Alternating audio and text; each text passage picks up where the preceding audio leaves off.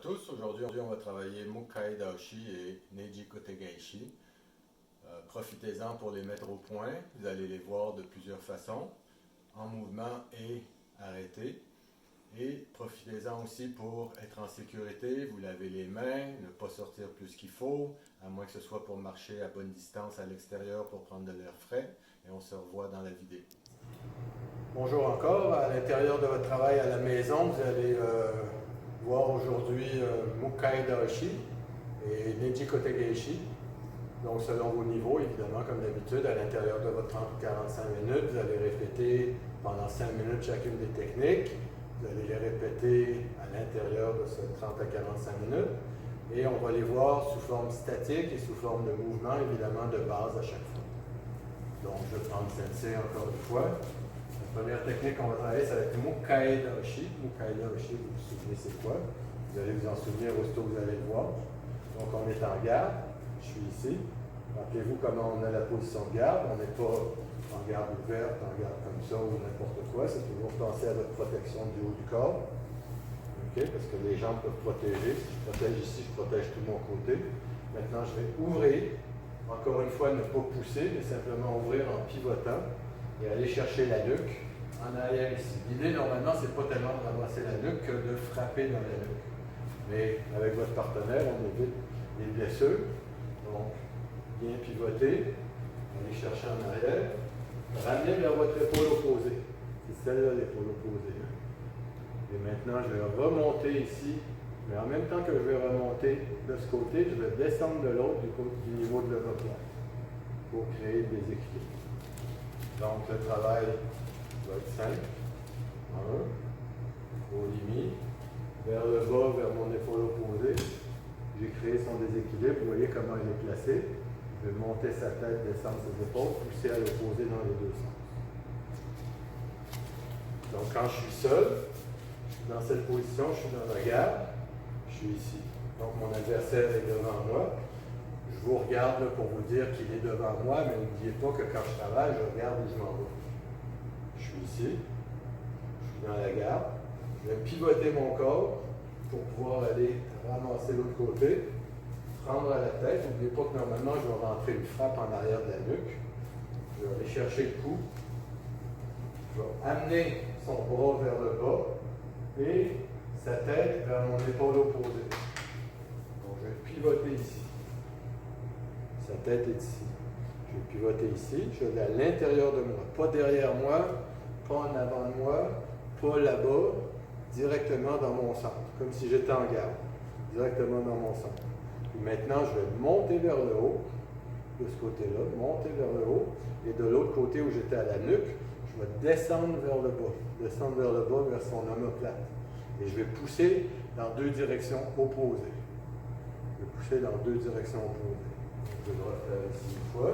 On est dans la garde, je viens chercher, je pivote, j'amène vers le bas, hop, on renverse. Si je suis ici en face de vous, je suis dans ma garde de base, je viens chercher en pivotant et je continue. L'important, c'est toujours rester dans votre centre et en équilibre. Et ensuite, je ramène le repos. Si elle venait m'attaquer, je suis ici, je pourrais rentrer comme ça parce que je suis déjà en position pour frapper, pivoter, aller de la même façon et revenir de l'autre côté. Donc, si je le faisais tout seul, je suis ici dans la garde, elle vient m'attaquer, on rentre dessus. On rentre, on protège. J'attends pas pour me retrouver complètement surpris. Je la sens arriver, c'est moi qui prends l'initiative. Je rentre sur elle tout de suite. Ensuite, je vais chercher le pivot. Ensuite, je ramène. On vient ici, je vais chercher le pivot. Je ramène. Travaille avec les hanches. 1, 2. Quand je ramène, monter, descendre. Mes hanches, mon pivot. Voilà pour le Mukai Daoshi. Maintenant, on va aller travailler sur le Neji Kotegeishi. On va partir sur la forme statique, forme en garde. En garde. Je viens ici. Tout à l'heure, enfin pas tout à l'heure, mais l'autre jour, quand j'ai travaillé Kotegeishi, j'ai travaillé avec l'articulation du coude. Aujourd'hui, je vais travailler avec un déplacement en mouvement. Donc, je vais venir chercher la même chose. Mais quand je vais faire mon pivot, je vais sortir un petit peu à l'extérieur pour provoquer son déséquilibre. Donc, au lieu, pour ceux qui connaissent, évidemment, au lieu de tourner, prendre contact, je vais tourner sur l'extérieur, mon haut demi, descendre son bras vers le bas pour provoquer un mouvement vers le bas et aussi un déplacement circulaire qui va la forcer à se déplacer. Donc, je suis ici, on est dans la garde. Je viens chercher. Et créer le mouvement. Sans remonter ici, je vais simplement ouvrir ma jambe pour revenir de l'autre côté. Donc, je vais le refaire ici. Chercher son déséquilibre. Hop, revenir en même temps. Puis maintenant, vous voyez dans quelle position je veux être. Je vais avoir ma jambe et son poignet dans la direction. Donc, je suis ici une autre fois. On peut le faire ici. C'est bon, on va voir mieux. Je fais mon déplacement, ouverture, rideau à l'extérieur. J'amène en déséquilibre. Pendant qu'elle s'en va en déséquilibre, je reviens dans l'autre sens. Et maintenant, je viens sur mon genou.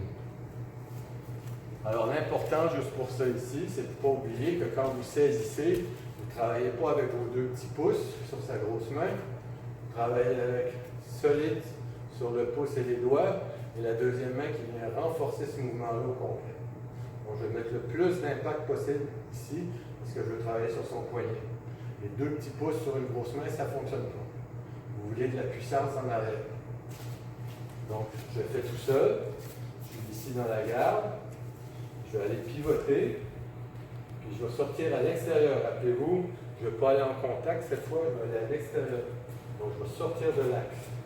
Sortir de l'axe, pivoter. Puis pendant qu'elle se déplace, je reviens de l'autre côté. Donc, je le fais tout seul. Encore une fois. Je cherche un. Et je recommence. Je vais chercher un. Et deux. À chaque fois sur cette jambe, la jambe intérieure, on est solide dessus. Parce que l'idée, c'est d'aller briser l'articulation dessus. OK? Maintenant, si je le fais en mouvement, je suis dans ma garde, elle m'a attaqué, switch en mouvement, switch en mouvement. Switch en mouvement, switch en mouvement. Donc, je suis en mouvement, sans la chute. Je vais faire ici une fois. Elle m'a attaqué. La même chose, on reprend sur la ligne. On est dans la garde. Puis je sors de la ligne. Donc quand vous le faites tout seul, c'est un peu la même chose que quand c'était statique. On est en mouvement. Je sors de la ligne. N'oubliez pas de vous protéger. Je sors de la ligne. J'agrippe et je reviens. Ici, c'est important d'être solide. Pas de se retrouver comme ça, ou comme ça, parce que là, je n'ai pas de point d'appui. Bien solide ici, pour qu'on puisse travailler avec tout le corps en arrière de son poignet. Alors ça, c'est pour la forme de Neji-Kote Geishi. Vous voulez travailler chez vous, 5 minutes, répétition, répétition, répétition. Et n'oubliez pas de respirer quand vous travaillez, sans ça, vous ne pourrez pas continuer correctement. Donc à la maison, c'est important. Vous avez le temps maintenant, vous êtes seul, de penser à faire les détails de ce que vous travaillez, puis de l'accélérer au fur et à mesure de votre facilité de répéter le mouvement. Merci, on se voit à la prochaine.